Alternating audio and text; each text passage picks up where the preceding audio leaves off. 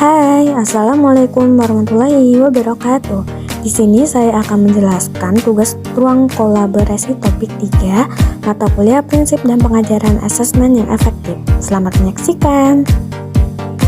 Yang pertama yaitu mengenai konsep dan komponen modul ajar. Di sini saya akan menjelaskan konsep modul ajar terlebih dahulu. Modul ajar merupakan sejumlah alat atau sarana media, metode, petunjuk, dan pedoman yang dirancang secara sistematis dan menarik.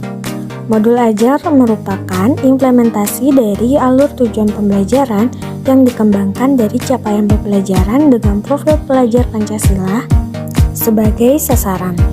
Kemudian, modul ajar disusun sesuai dengan fase atau tahap perkembangan peserta didik, mempertimbangkan apa yang akan dipelajari dengan tujuan pembelajaran dan berbasis perkembangan jangka panjang.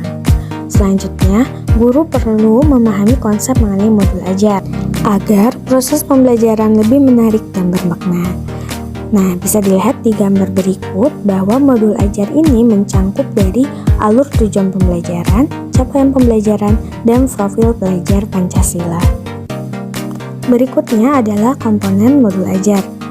Guru dalam satuan pendidikan diberi kebebasan untuk mengembangkan modul ajar sesuai dengan konteks lingkungan dan kebutuhan belajar peserta didik.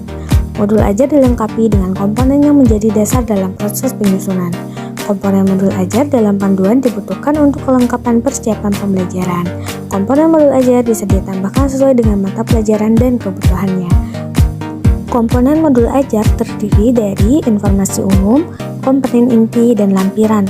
Informasi umum mencangkup identitas sekolah, kompetensi awal, profil pelajar Pancasila, sarana dan prasarana, target peserta didik, dan model pembelajaran yang digunakan.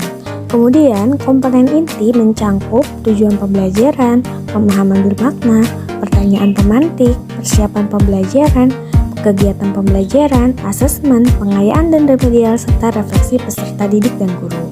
Dan yang terakhir, lampiran mencangkup dari lembar kerja peserta didik, bahan bacaan guru dan peserta didik, glosarium, dan daftar pustaka.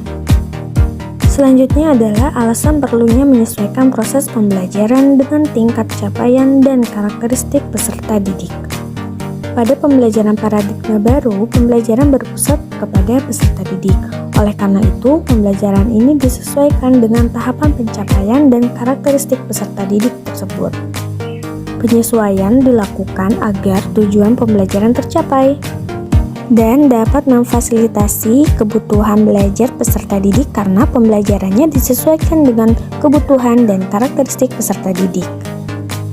Ada 8 langkah penyesuaian pembelajaran peran pendidik secara umum.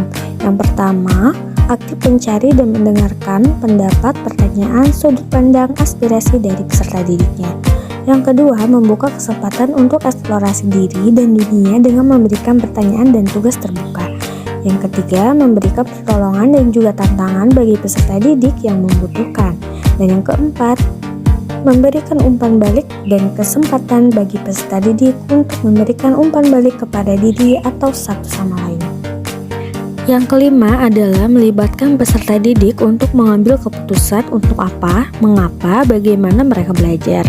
Peserta didik berlaku sebagai kolaborator dalam komunitas belajarnya. Yang keenam adalah mengkomunikasikan ekspektasi dengan jelas kepada peserta didik, pemahaman yang ingin dipelajari, keterampilan yang ingin dimiliki, dan profil pelajar yang dituju. Yang ketujuh, membuat kesepakatan bersama dengan peserta didik agar saling menghormati dan membangun rasa percaya dengan satu sama lainnya. Dan yang kedelapan adalah membangun rutinitas keseharian dengan membiasakan budaya positif dan konsisten menjadi teladan bagi peserta didik. Selanjutnya adalah beberapa pertanyaan yang diketikkan secara kelompok. Adapun pertanyaannya adalah mencermati rencana pembelajaran yang tertuang dalam modul ajar atau RPP yang dibuat oleh guru di sekolah. Kemudian, RPP tersebut ditelaah kesesuaian pembelajarannya dengan tingkat capaian dan karakteristik peserta didik. Dan yang terakhir, mendiskusikan dan mengidentifikasi kesesuaian pembelajaran dengan karakteristik peserta didik. Dilihat dari ruang lingkup materi pembelajaran, proses pembelajaran, produk hasil belajar, dan kondisi lingkungan belajarnya. Berdasarkan diskusi yang telah dilakukan, hasilnya adalah Indikator dan tujuan pembelajaran yang disusun telah disesuaikan dengan kompetensi dasar. Kemudian, materi yang dipilih sesuai dengan tingkat fase, yaitu materi listrik pada kelas 12. Proses pembelajaran dilaksanakan sesuai dengan gaya belajar peserta didik, yaitu kinestetik, menggunakan metode praktikum dan kelompok. Kemudian, lingkungan belajar sangat mendukung proses pembelajaran, ruangan kelas yang luas, serta fasilitas lengkap dan ruangan lab luas, serta peralatan praktikum lengkap. Dan yang terakhir, setelah melaksanakan pembelajaran, peserta didik membuat sebuah produk berupa poster atau infografis. Pembuatan produk tersebut melatih kreativitas peserta didik dan memanfaatkan teknologi seperti Canva, CorelDRAW, dan sebagainya. Demikianlah yang dapat saya sampaikan. Mohon maaf apabila banyak kesalahan. Terima kasih. Wassalamualaikum warahmatullahi wabarakatuh.